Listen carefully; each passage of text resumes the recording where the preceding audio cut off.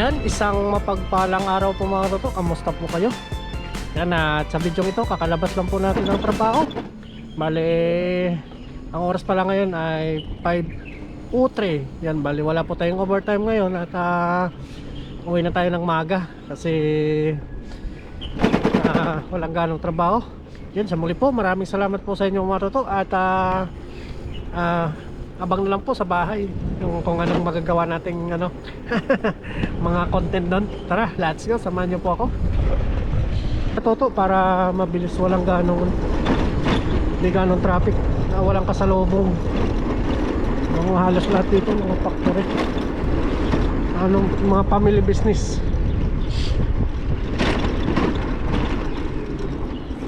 Yan, dito. Yan, abang na lang po sa bahay mga toto. Yun.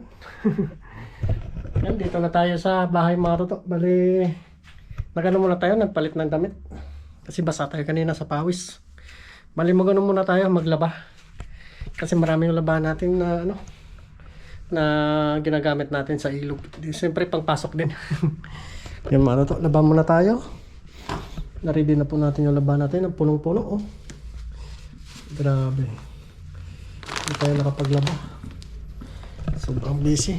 Libre naman yung labahan dito, hindi naman binabayaran. Bali, dito pala tayo sa sa 4th floor nagkukwarto dyan sa taas mga toto. Bali, yung po na yung labahan po namin nasa nasa 2nd floor. Dahil tag-isa po kaming kwarto dito. Diyan naman yung namin CR. Muna, house tour mga toto. Yan. Iba lang po tayo sa pinakababa. Yan ang labahan natin, punong-puno. Yan. Dito tayo maglalaba mga toto. Laba muna tayo mga toto kasi sobrang dami na talaga.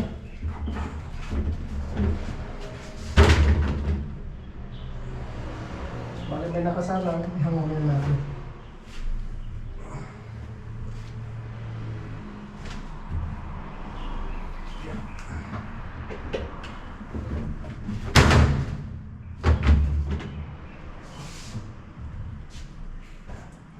Libre naman yung labahan dito mga toto, kaya walang bayad.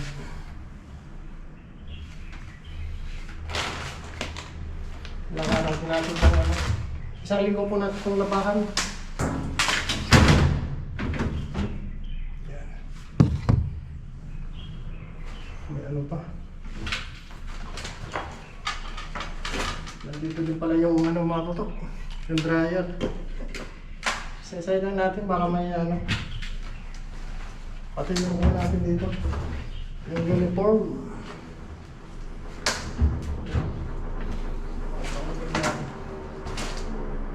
Labahan na natin ito.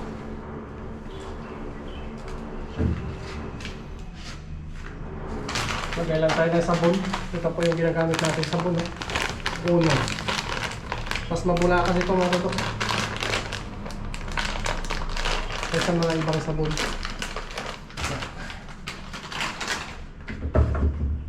Mamaya balikan natin ito pagkatapos. Magmerienda muna tayo sa baba.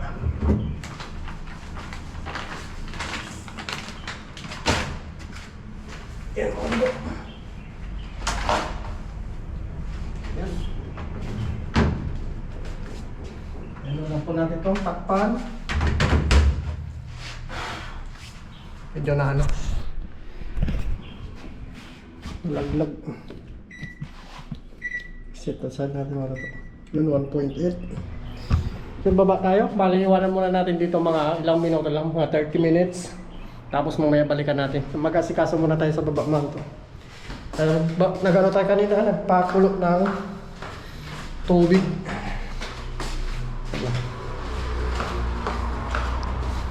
Ayos. Tapos magluluto tayo mga toto ng ng shell. Yan ito po pinalitan nila ng tilapia.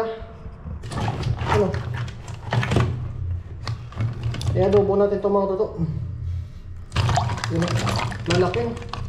Ano pong tawag sa inyo nito mga toto? Malaki. Napasukan na po natin ito. Ilaga natin tapos kunin natin yung laman niya. Para may ulam na naman tayo. Pero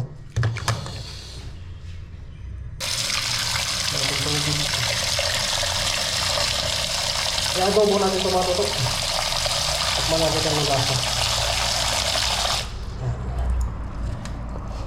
Ayos.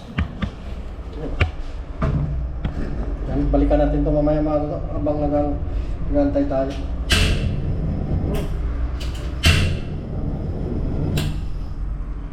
Malakas yung apoy. Yan, balikan natin ito mamaya mga to. Lalaki oh. Yan. Marami. Sarap nito. Let's go! Mag-ano muna tayo doon, nagutom ang person. Let's go! Yan po mga to, bali mag-ano muna tayo, magkape muna tayo. May tinapay pala tayo dito kanina na binili. Sobra po ito sa ating ano. Yan tayo mag-ano. Marila tayo mga to. Samahan niyo po ako. Kamusta po kayo sa mga subscriber po natin dyan sa Middle East? Palagi po kayong mag-iingat at kung hindi naman kailangan, huwag pong lumabas para palagi tayong safe sa ating ligtas sa ating hanap buhay. Kasi yun lang po yung ating puhunan, yung ating sarili.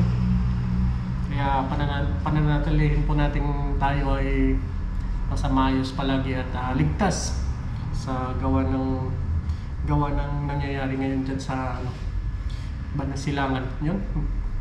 Marinda muna tayo mga ito. Sausaw natin sa kape.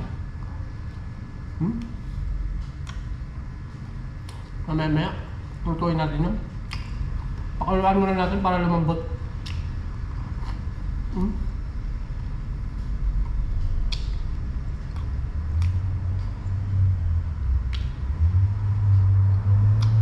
Okay.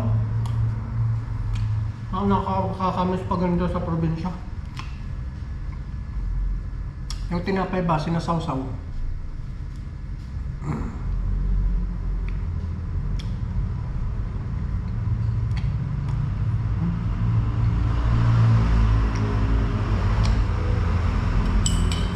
Medyo matabang naman ito.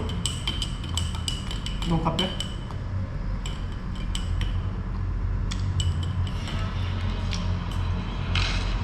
Grabe. Personal na nasasaksihan ng mga overseas Filipino workers o OFW ang paglipad ng mga missile sa Middle East dahil sa nararanasang tensyon sa pagitan ng Iran, Estados Unidos at Israel.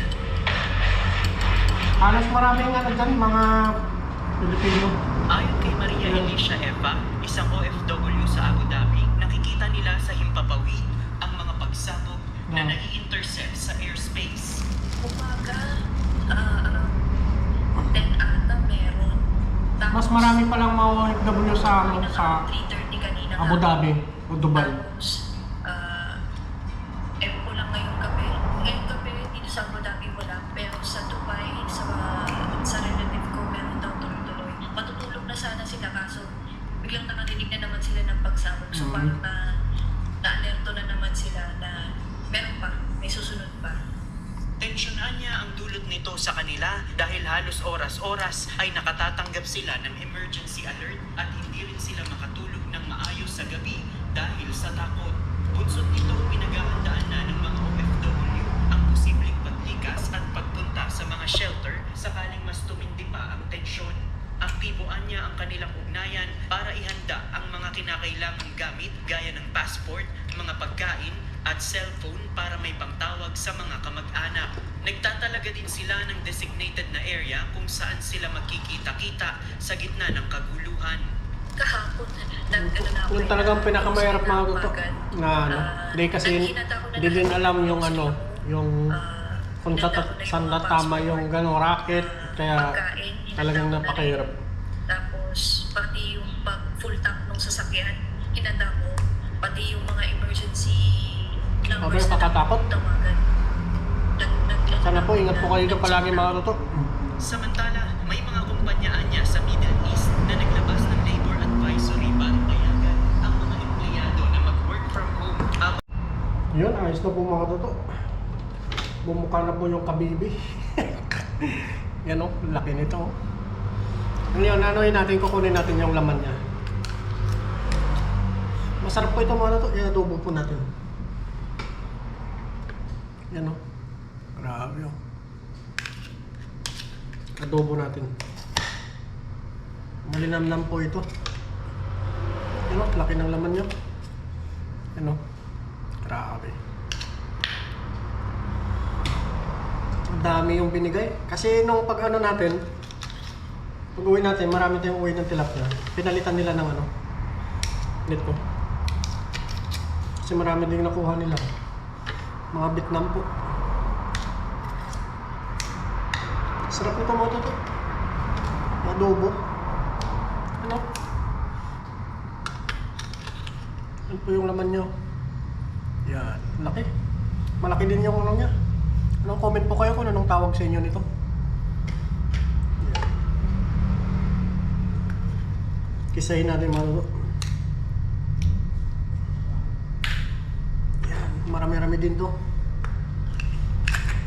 Binigyan natin ng ano, isang sopot na tilapia yung mga dyan sa kabila. Mga Vietnam po yan dyan. Yan. I-adobo natin. Sarap nito.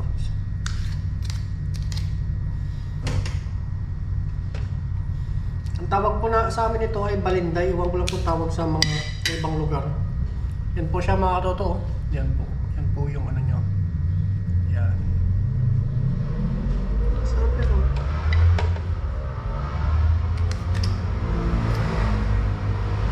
Pag minsan na kumuha ng ganito, siyempre pag marami tayong huling tilapia, pamalit sa kanila.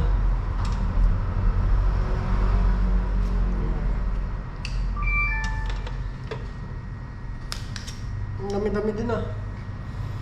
Mamaya magdiwa tayo ng pangsangkap nito mga lolo. Laki yung malayo sa ano, laman ng tahong. Mga lolo, laki.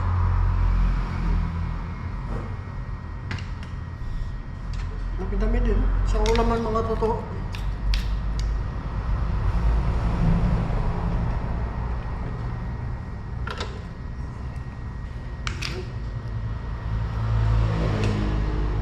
Paldo tayo dito.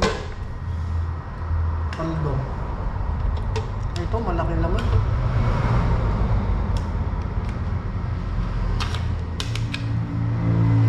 Ito, malaki-laki itong mga totoo. Yan, pagdating ko muna ito mga toto. See you na lang po mamaya sa pagluluto natin. Yan na po mga toto, bali nagayat na po natin oh. Yan siya. Nalaga na po natin yan. Yan, nalaki. Tapos nagkawat-gayan natin tayo dito ng sibuyas, sili, bawang, tapos luya, kamatis. Bali gigisa po natin siya mga toto, adobo po para matikman din natin. Tara samahan niyo po ako. Let's go. Yun, bali nakalagay na po tayo ng mantika. Tapos ito yung mga natin, mga pang merkado ingredients. Patis, sopa, tuyo, tapos may asin tayo dito. Try na natin minute yan. Bago natin lagyan mga dito. Yun, subukin natin mga ito, medyo mainit na po siya. Sabay na po natin lahat. Sama-sama na itong pag-isa natin para sabay-sabay din yung aroma. Grabe. Dito.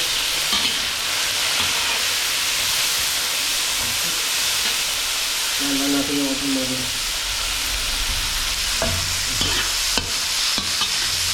sarap nito. Sa ano na po natin sa ayaw natin wala baka natin mga rin.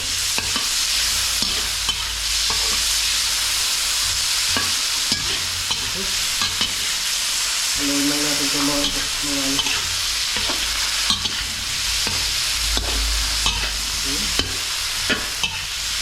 Bango. Ito po, ang dami.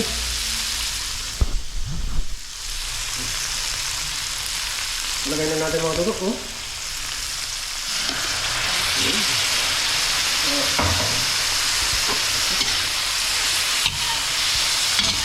Sarap ito.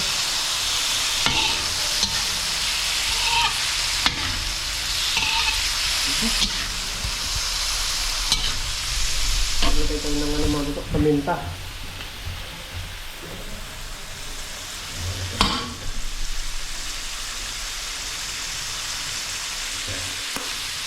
Tapos maglagay tayo ng asin.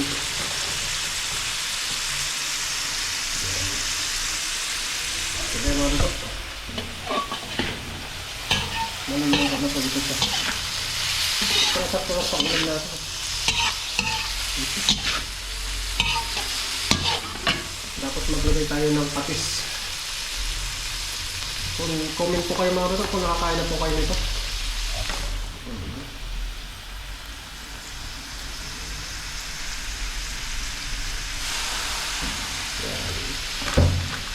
Ayos.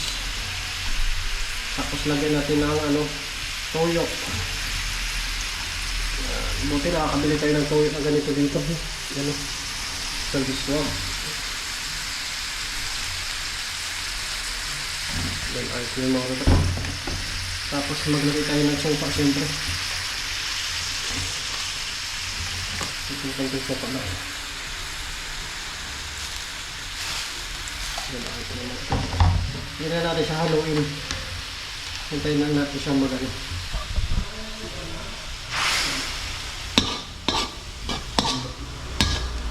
Kaya mga ito, hintayin lang natin. Pangulam lang naman natin ngayon.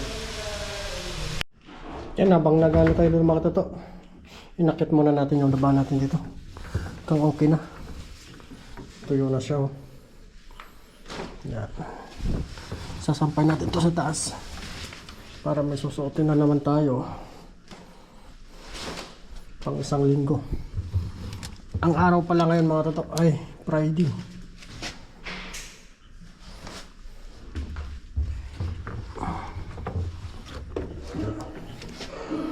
Sampay natin doon sa taas. Okay na ito mga toto. Goods na goods. Bango. Amoy downy. Ayos.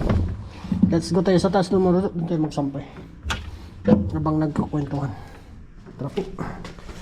Yan, ayos. Yan, dito na tayo sa taas mga toto. Sasampay lang po muna tayo. Para pagbaba natin, makakain na po tayo. Hintayin lang natin itong dito na po tayo sa sa pinaka-rooftop. Sa sa sa tapat lang ng sa tapat lang ng kwarto ko mga toto. Ito pang natin to. Pag ginagamit natin itong uniform natin sa pangisda. Kaya hindi tayo isang labahan lang para hindi papalit-palit ng damit. Talagang pag ganito kayod lang mga to.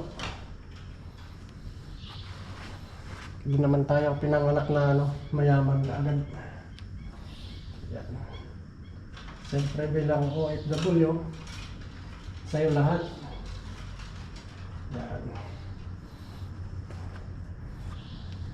Kaya nakaka-challenge din pag nahihirapan ka para matuto ka rin mga luto sa lahat ng bagay.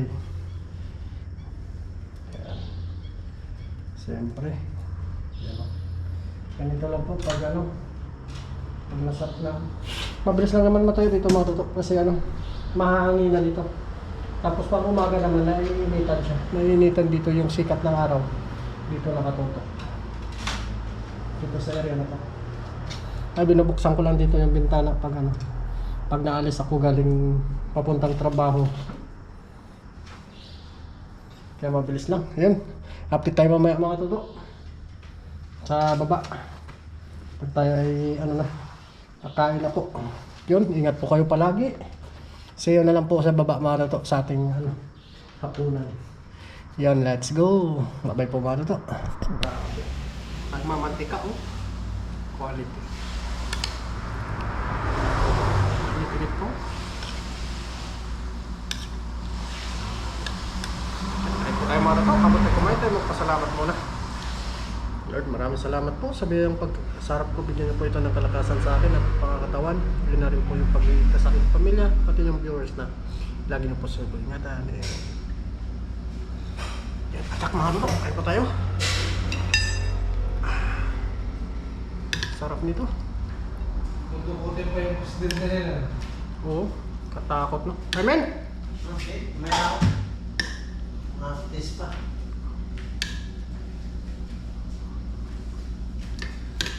Ganun. Ano ang shell yan? Sarap na yan. Nakakain ako nito. Pas pa na ako pagkain, hindi ka lang. Tara. Kain po.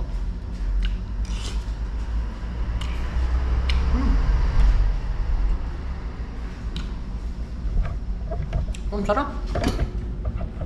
Abe.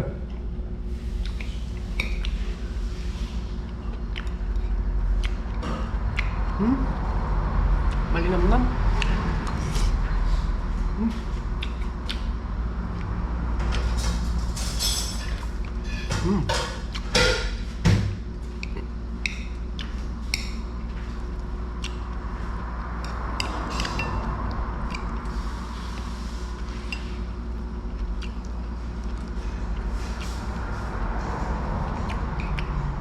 Ang taba mga lalo.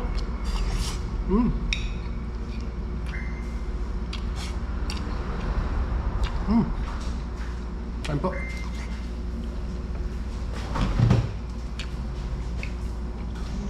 Shell ito ng dagat.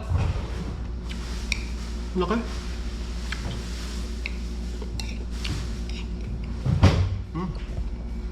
Kumakagat ang anghang.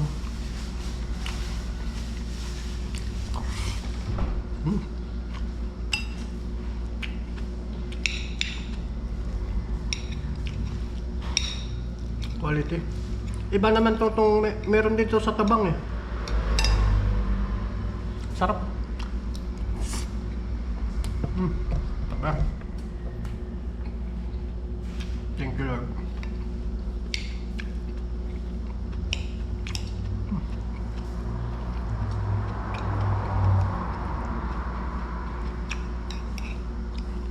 Manghang siya mga toto. Lasap natin yung anghang.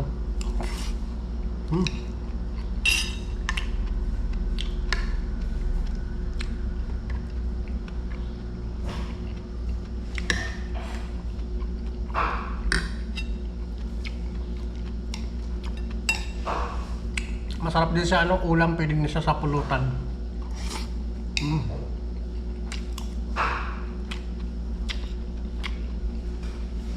Dapat tayo nakita na sa dagat. Doon sa pinagkukunan natin ng taong, wala pa.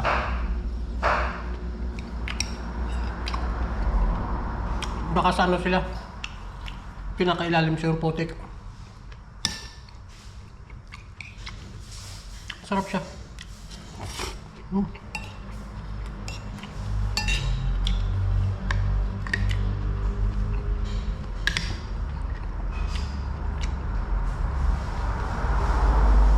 Pinasukan natin ng 2 araw mga luto. Para lumabas yung mga kinain. Sarap.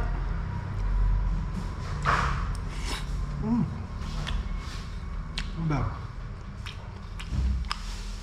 Quality. Pag ganitong ulam, hindi nakakasawa kainin.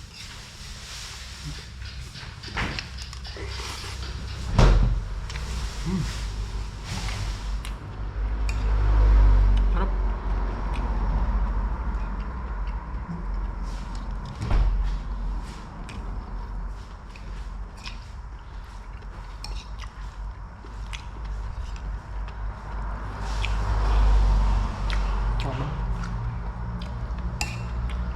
Parang mapibili ako minsan nitong isang beer eh.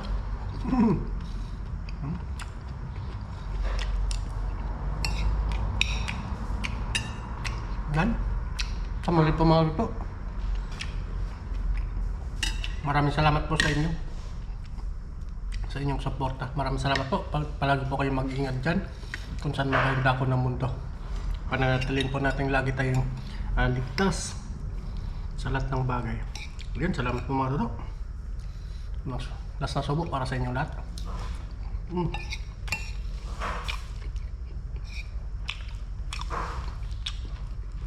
Bye-bye po.